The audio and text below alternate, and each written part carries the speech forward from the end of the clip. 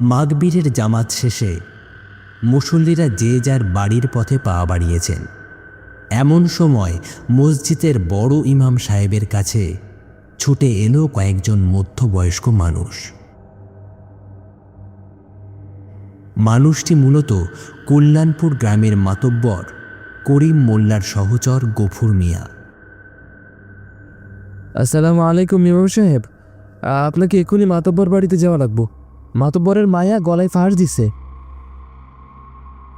কথাটা শোনা মাত্রই মনের ভেতর একটা ধাক্কা লাগলো ইমাম মনসুর আলীর। এইটুকু একটা মেয়ের কি এমন দুঃখ যে নিজেকে এমনভাবে শেষ করে দেবে, সেটাই যেন মাথায় আসছে না তার। ইন্না লিল্লাহি ওয়া ইন্না ইলাইহি রাজিউন। ইয়া আল্লাহ, কি বলো গফুর, কখন ঘটলো এসব? এই তো একটু আগেই খবর আইছে হুজুর, লাশ এখনো দোলনার রডের লগে ঝুলে আছে। আপনি না গেলে কেউ লাশ নামাতেও সাহস পাইতেছে না। কথাগুলো শুনে আর এক মুহূর্ত দেরি না করে তৎক্ষণাৎ রওনা দিলেন করিম মোল্লার বাড়ির দিকে। মিনিট দশকের মধ্যে মাতব্বরের বাড়ির পেছনের বাগানের সামনে এসে দাঁড়ালেন তিনি। ইতিমধ্যে গ্রামের বেশ কিছু মহিলা ও পুরুষ এসে ভিড় জমিয়েছে মাতব্বরের বাড়িতে। বাগানের মাঝখানে দাঁড়িয়ে থাকা দোলনাটার দিকে চোখ পড়তেই বুকটা কেঁপে উঠল মনসুর আলীর। দোলনার লোহার রডে ওড়নার মাধ্যমে ফাঁস লাগিয়ে তাতে ঝুলছে রাবেয়ার নিথর দেহ। পাশেই দাঁড়িয়ে দাঁড়িয়ে মেকি কান্না কাঁদছেন মাতব্বরের দ্বিতীয় স্ত্রী সালমা। ওরে রাবেয়া রে, এটা তুই কি করলি রে মা? এটা তুই কি করলি? কেন করলি? তোর মনের মধ্যে যে এত দুঃখ ছিল, সেটা আমাকে একটা বার তো বলতে পারতিস মারে, একটা বার তো বলতে পারতিস। মেয়েটা বেঁচে থাকতে তো কখনো মায়ের দায়িত্ব পালন করেনি, এখন এসব মেকি কান্না করে কি হবে? সালমা বেগমের এই লোক দেখানো শোক ভালো চোখে দেখছিল না গ্রামের অন্যান্য মহিলারাও। আদিক্ষেতা দেখো না, বেঁচে থাকতে তো একদিনও মেয়েটাকে আদর করতে দেখলাম না, আর এখন দেখো লোক দেখানো কত আহাজারি, যত সব। রাবেয়ার বয়স যখন 7 বছর, ঠিক তখনই মরণ ব্যাধি ক্যান্সারে মৃত্যু হয় তার জন্মদাত্রী মায়ের। ছোট রাবেয়াকে লালন পালন কে করবে, এই ভেবেই করিম মোল্লা দ্বিতীয়বার বিবাহ করেন সালমা বেগমকে। কিন্তু সেই আশা যেন গুড়ে বালিতে পরিণত হয়েছিল তার। সালমা বেগম কখনো নিজের মেয়ের মতো ভালোবাসেনি রাবেয়াকে, কারণ তার নিজের গর্ভেও কোনো সন্তান হয়নি। আর যেহেতু করিম মোল্লার একমাত্র সন্তান রাবেয়া, সেহেতু তার সমস্ত সম্পদ রাবেয়ার হবে। শুধুমাত্র এই একটা কারণেই কোনো অপরাধ না করেও সালমা বেগমের চোখে অপরাধী হয়েছিল 15 বছরের কিশোরী মেয়ে রাবেয়া। দিনের পর দিন সৎ মায়ের অত্যাচার, বাবার অবহেলা আর নিজের একাকিত্ব মেনে নিতে না পেরেই নিজের জীবন নিজেই শেষ করতে বাধ্য হয়েছে এই বাচ্চা মেয়েটি। হে মাবুদ, আপনি এই বাচ্চা মেয়েটিকে ক্ষমা করুন। ধৈর্য ধরুন মাতব্বর সাহেব, ধৈর্য ধরুন। কিভাবে ধৈর্য ধরবো বলো মনসুর, কিভাবে ধৈর্য ধরবো আমি? আমার মা মরা এইটুকু মেয়ে কিভাবে যে কি হলো, কিছুই যে মাথায় আসছে না। আমি বুঝতে পারছি মাতব্বর সাহেব, কিন্তু হায়াত মতের হাতে যে কারো হাত নেই, এসব নিয়ে আর ভেবে সময় নষ্ট করবেন না। রাবেয়া মা এমনিতেই অনেক কষ্ট পেয়েছে, তাকে আর কষ্ট দেবেন না। দয়া করে এই রাতেই তার দাফন সম্পন্ন করুন। মনসুর আলীর কথায় যেন বাস্তবে ফিরে এলেন করিম মোল্লা। নিজের জীবন নিজে হাতে শেষ করা যে চারটিখানি কথা নয়, সেটা যেন ভুলেই গিয়েছিলেন তিনি। তার উপর আত্মহত্যার মতো একটা জঘন্য পাপ করেছে তার মেয়ে। তাই আর সময় নষ্ট করাটা উচিত হবে না বলে রাবেয়ার দাফন কাফনের বন্দোবস্ত করার সমস্ত নির্দেশ দিলেন গফুর মিয়াকে। গফুর, যত তাড়াতাড়ি সম্ভব আমার রাবেয়া মায়ের দাফন কাফনের ব্যবস্থা করো। জি আচ্ছা মাতব্বর সাহেব, আমি এক্ষুনি সমস্ত ব্যবস্থা করছি।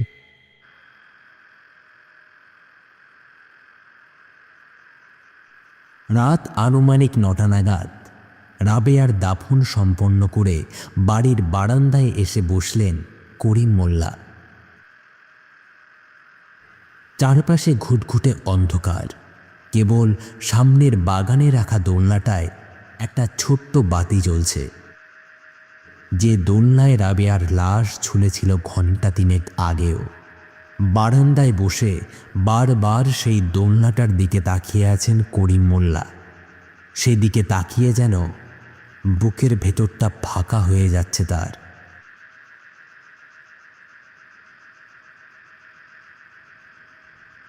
একা একা এখানে বসে থাকবেন না মাতব্বর সাহেব, ঘরে গিয়ে একটু ঘুমিয়ে পড়ুন। না ঘুমোলে যে রাবেয়া বাবরের কথা ভেবে ভেবে অসুস্থ হয়ে পড়বেন। কথাটা কানে যেতেই ধীরে ধীরে মাথা তুলে সামনের দিকে তাকালেন করিম মোল্লা।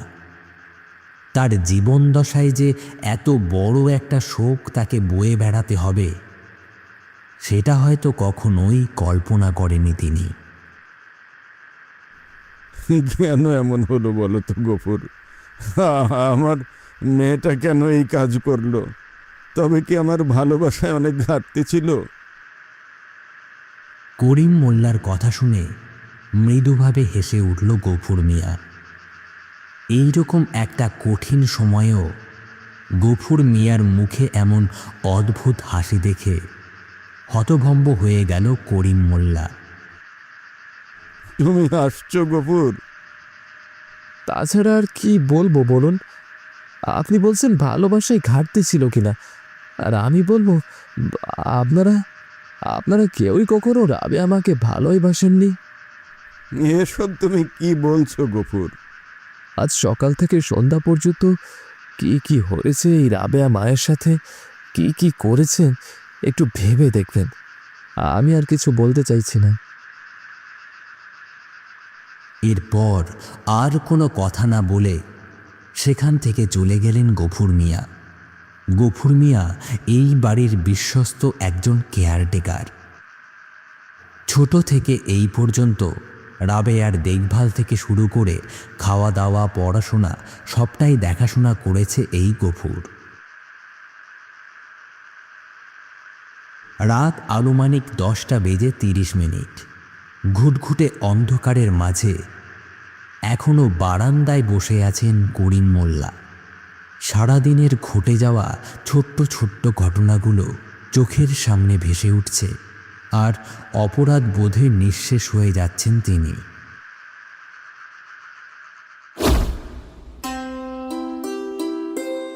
গ্রামের একজন বিচক্ষণ মাতব্বর হওয়ার সুবাদে সারা দিন নানা দিকে কাজের হিসেব কষতে হয় করিম মোল্লাকে। ফজরের নামাজ শেষে পুরো গ্রামে একবার চক্কর দিয়ে এসে এক গাদি হিসেবের কাগজ নিয়ে বারান্দায় বসেছেন তিনি। এদিকে প্রায় মিনিট 10 হলো তার সামনে যে ঠাঁই দাঁড়িয়ে আছে রাবেয়া, সেটা যেন ভ্রুক্ষেপই করছেন না তিনি। কাজে এতটাই মগ্ন হয়েছেন যে রাবেয়ার পরপর কয়েকবার আব্বা আব্বা ডাক কানে গিয়েও পৌঁছল না তার। আব্বা, ও আব্বা, আমার কথাটা একটু শুনবেন? বেশ জোরে চিৎকার করায় এবার রাবেয়ার কথাটা কানে গিয়ে পৌঁছালো করিম মোল্লার। হ্যাঁ, তুমি কি আমাকে কিছু বলছো? সেই কখন থেকে ডাকছি, আপনি তো আমার কথা শুনছেনই না। যাই হোক, আপনাকে আমার কিছু কথা বলার ছিল। অনেকদিন ধরে আপনাকে বলবো ভাবছি, কিন্তু আপনি তো আমাকে সময় দিচ্ছেন না। আমি এখন ভীষণ ব্যস্ত মা, একটা বিশেষ হিসেবে বসেছি, একটু ভুলচুক হলেই অনেকটা লস হয়ে যাবে। তুমি যা বলার তোমার মাকে গিয়ে বলো। বুকের ভেতর জমে থাকা হাজারটা না বলা কথা যেন গলায় আটকে গেল রাবেয়ার। বাবাকে আর কিছু না বলে এক বুক অভিমান নিয়ে ধীরে ধীরে বারান্দা থেকে নেমে বাগানের দিকে হাঁটতে লাগলো সে। দোলনায় বসেই দোলনার মোটা দড়িটা দুই হাতে শক্ত করে ধরে চুপচাপ দুলতে লাগলো রাবেয়া।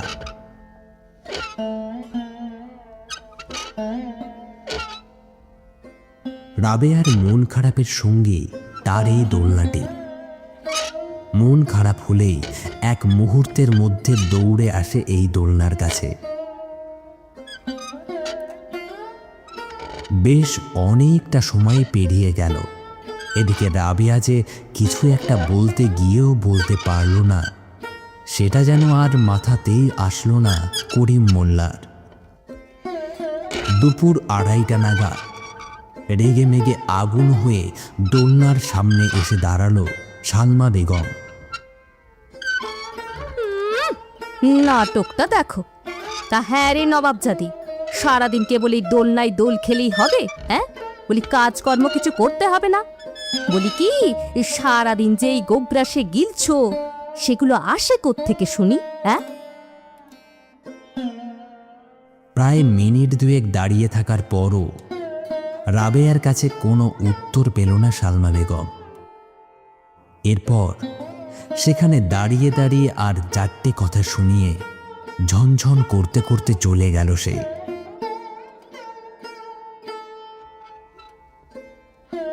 তারপর পেরিয়ে গিয়েছে আরও কিছুটা সময়। এর মাঝে রাবেয়ার কাছে গফুর মিয়া এসেছিল বেশ কয়েকবার। বুঝিয়ে সুঝিয়ে রাবেয়ার মুখে কোনো খাবার তুলতে পারেনি সে। 16টা বছর ধরে একাকিত্ব আর অবহেলায় বেড়ে উঠতে উঠতে যেন ক্লান্ত হয়ে পড়েছে মা হারা ছোট্ট মেয়ে রাবেয়া।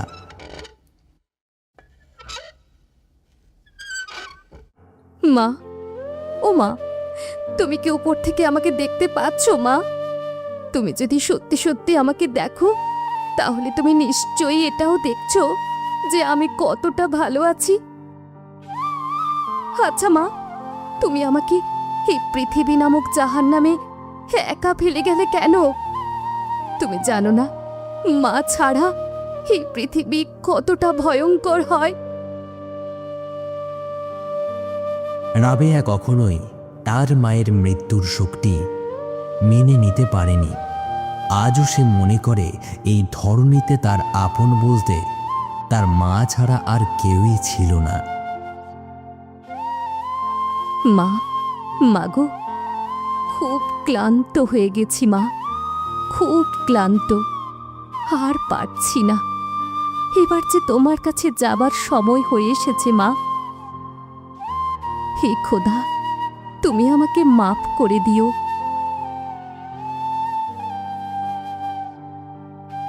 এই ছিল রাবেয়ার শেষ কাহিনী, এক অভাগী মেয়ের বেদনা। রাবেয়ার সেই ঘটনার পর কেটে গিয়েছে বেশ কয়েকটা দিন। আর এ কদিনে গ্রামের অবস্থা শোকাবহ থাকলেও ধীরে ধীরে নিজস্ব কর্মজীবনে ফিরতে শুরু করেছে গ্রামবাসী। রাত তখন 8:30। এমন সময় বড় কবরস্থানের পাশ দিয়ে হেঁটে আসছে রহিম মিয়া।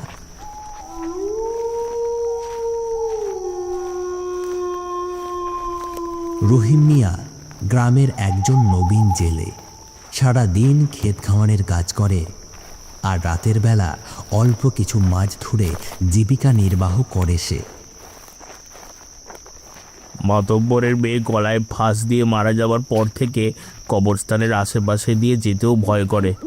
এই খোদা রক্ষা করো। রহিম যখন সেই কবরস্থানের সামনে এসে পৌঁছালো, এমন সময় ঘটল ভয়ঙ্কর এক ঘটনা। রহিম হঠাৎ লক্ষ্য করল রাবেয়ার কবরের ঠিক পাশের বড় গাছটার মোটা ডালে ঝুলছে রাবেয়ার সেই দোলনাটা।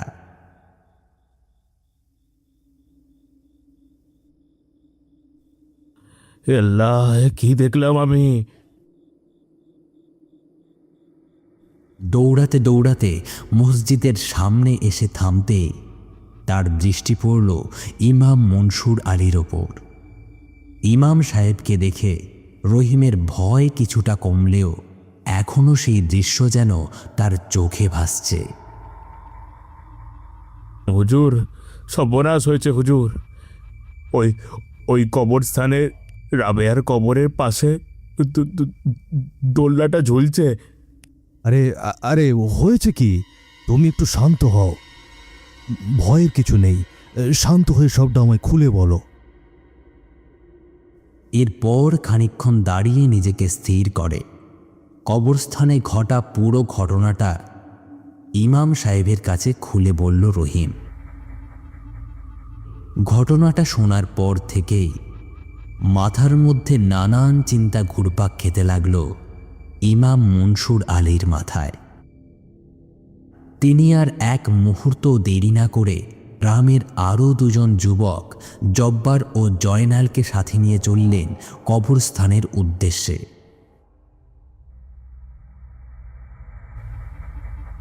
রহিম, তুমি ঠিকই বলেছ, কিন্তু এটি তো কোনো সাধারণ ঘটনা হতে পারে না। এই দোলনাটা কি করে এই গাছে এলো? বিষয়টা মাতব্বর সাহেবকে জলদি জলদি জানাতে হবে। কথায় আছে, খারাপ সংবাদ নাকি বাতাসের আগে দৌড়ায়। ঠিক তেমনি রহিমের এই ঘটনাটা আর চাপা রইল না কারো কাছে, ধীরে ধীরে ছড়িয়ে পড়ল পুরো গ্রামে। ঘটনাটা গ্রামের মাতব্বর করিম মোল্লার কানে পৌঁছালে উৎকণ্ঠায় অস্থির হয়ে পড়লেন তিনি। সেদিন গ্রামবাসীরা দোলনাটিকে কবরস্থানের ওপর ডাল থেকে নামিয়ে ফেলল। গ্রামবাসীর নিরাপত্তা এবং তার মেয়ের কবর অক্ষত থাকার লক্ষ্যে কবরস্থানে পাহারা বসানোর নির্দেশ দিলেন মাতব্বর করিম মোল্লা। 4 দিন পর গ্রামের দুজন সাহসী পুরুষ জব্বার আর জয়নাল কবরস্থানে এসেছে কবরস্থানটি পাহারা দেবার উদ্দেশ্যে। হ্যাঁ রে ভাই, তোর কি মনে হয় গ্রামের মধ্যে যে রটনা রটেছে সেটা সত্যি? আমার তো মনে হয় না সত্যি।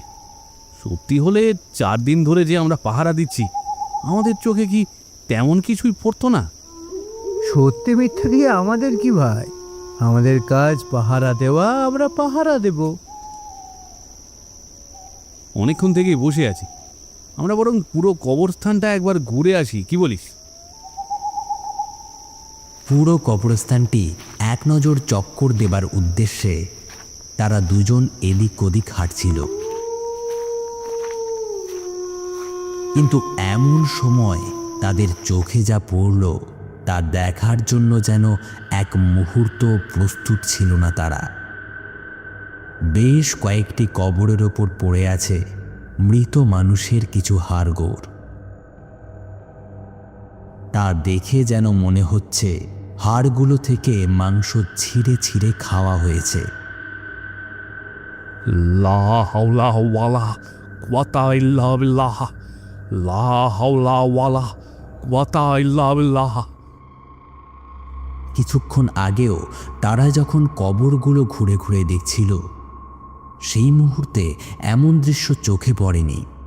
এই 1 ঘন্টার ব্যবধানে কী এমন ঘটনা ঘটল যার কারণে মৃতদের হাড়গুলো বাইরে পড়ে আছে? বিষয়টি তাদের আরও বেশি চিন্তিত করল, কারণ তারা এই কবরস্থান থেকে এক মুহূর্ত বাইরে বের হয়নি। যদি কোনো চোর ডাকাত বা শেয়াল কুকুরের কাজ হতো, তবে একবারের জন্য হলেও বিষয়টি তাদের চোখে পড়ত। ভাই, গ্রামবাসীদের জলদি জলদি খবর দেওয়া প্রয়োজন, বিষয়টা স্বাভাবিক নয়। আমাদের গল্পের মাঝেই হয়তো কয়েকটি কুকুর শিয়াল এসে লাশগুলোর মাংস ছিঁড়ে ছিঁড়ে খেয়েছে। এই মুহূর্তে যদি গ্রামবাসীদের খবরটি দেওয়া হয় তাহলে সব দোষ আমাদের দুজনের ঘাড়ে এসে পড়বে। বরং তুই এক কাজ কর, চালার নিচে শাবল আছে, সেটি নিয়ে আয়। দুজন মিলে হাড়গুলো আবার কবরে পুঁতে দিই। জব্বার চালার নিচে থাকা সাপুলটিকে নিতে যাবে, কিন্তু এমন সময় সে কিছুটা পেছনে এসে দেখল রাবেয়ার কবরের পাশে থাকা বড় গাছটির ডালে আবারও ঝুলছে রাবেয়ার সেই প্রিয় সেই দোলনাটি। কিন্তু এবার সেই দোলনাটি একা ঝুলছে না, দোলনাটিতে বসে আছে মৃত রাবেয়া। চুলগুলো এলোমেলো, পরনে ধূসর কালো পোশাক। ও ও জয়নাল ভাই, বাঁচাও! জব্বারের হাঁক শুনে জয়নাল পেছনে তাকিয়ে দেখল রোবেয়ার সেই দোলনাটি ক্যাচ ক্যাচ শব্দ করে দুলছে, আর সেখানে বসে অট্টহাসিতে মেতে উঠেছে রাবেয়া। লাউ লাউ ওয়ালা কুয়াতা ইল্লা বিল্লাহ। কিন্তু এটা কি করে সম্ভব? হ্যাঁ, জব্বর পালা পালা, হে কোনো মানুষ নয় রে, এক্ষুনি পালা এখান থেকে। আর এক মুহূর্ত দেরি না করে সামনের দিকে দৌড়াতে লাগলো জয়নাল আর জব্বার। কিন্তু সেই মুহূর্তে জব্বার অনুভব করল কে যেন তার পা শক্ত করে চেপে ধরেছে।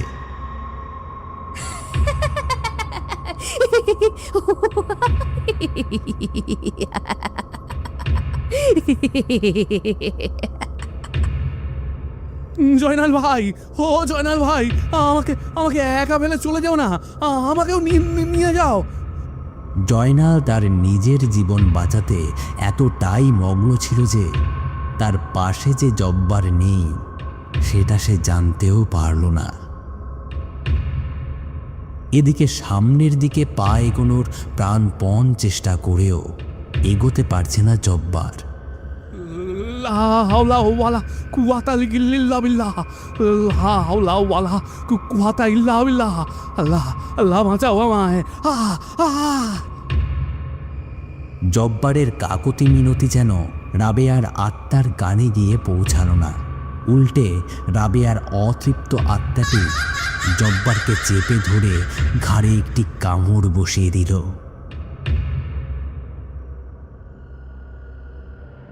রাতের বেলা ইমাম মনসুর আলীর কাছে গিয়ে সমস্ত ঘটনাটা খুলে বলল জয়নাল। জব্বার তার সাথে দৌড় দিলেও তার সাথে জব্বার আর ফিরে আসেনি, সেটি সে অনেকটা দূরে এসে বুঝতে পেরেছিল। জয়নাল ভেবেছিল জব্বার হয়তো ভয়ে অন্য পথ ধরে দৌড় দিয়েছে। কিন্তু পরদিন ভোরে পুরো গ্রাম তন্ন তন্ন করে খুঁজেও কোথাও পাওয়া গেল না জব্বারকে। সকাল 10টা নাগাদ মাতব্বর মনসুর আলী, জয়নাল আর ইমাম সাহেব সহ গ্রামের আরও বেশ কয়েকজন মানুষ এসে উপস্থিত হলো কবরস্থানে। কবরস্থানে এসে দেখা গেল জব্বারের অর্ধ খাওয়া লাশ পড়ে আছে কবরস্থানের ভেতর, আর রাবেয়ার কবরের পাশে ঝুলছে তার প্রিয় সেই দোলনা। রাবেয়ার আত্মাকে পরিশুদ্ধ করতে এবং তার আত্মার মাগফিরাত কামনায় দাঁড়িয়ে দাঁড়িয়ে তার কবর জোয়ারত করল উপস্থিত সকলে। এরপর গাছের ডালে ঝুলিয়ে থাকা সেই দোলনায় আল্লাহর কালেমা পরিহিত তাবিজ ঝুলিয়ে দিয়ে দোলনাটা সেখানেই রেখে চলে গেল মনসুর আলী সহ গ্রামের সকলেই।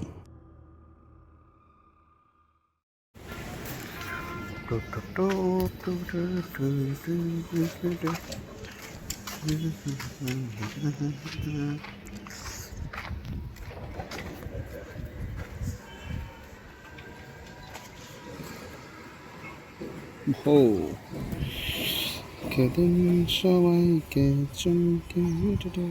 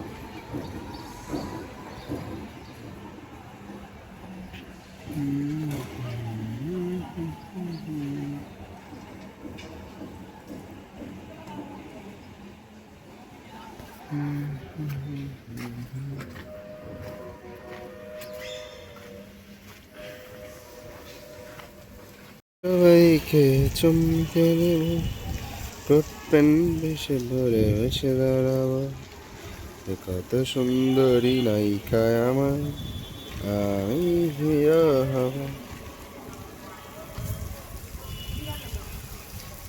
যা খুশি তাই, ইচ্ছা ইচ্ছা।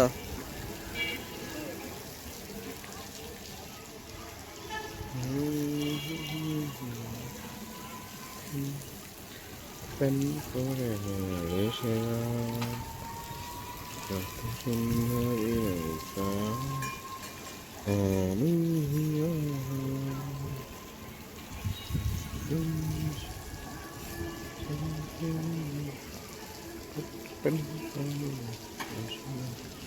ওই যে দুজন লোক হাঁটিয়ে হাঁটিয়ে যাচ্ছে, বাপ কা বেটা বেটা কা বাপ। এই এই এই আনটা হোন্ডা চলে গেল মনে হইল। একটা দুইটা অটো রিক্সা আসতেছে, এখানে শরীফ নামের এক ভদ্রলোক আসতেছে দিক দিয়ে।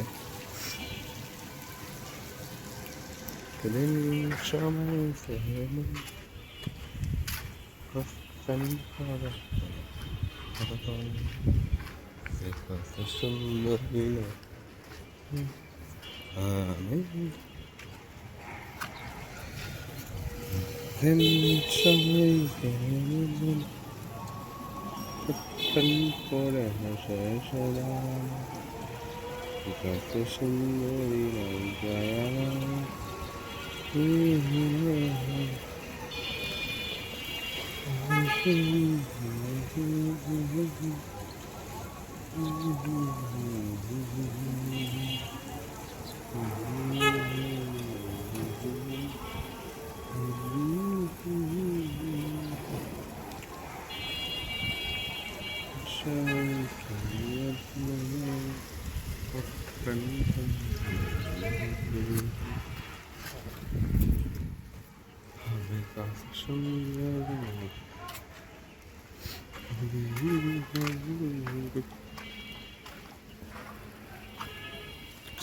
বাগান কৃষি, বাগান কৃষি।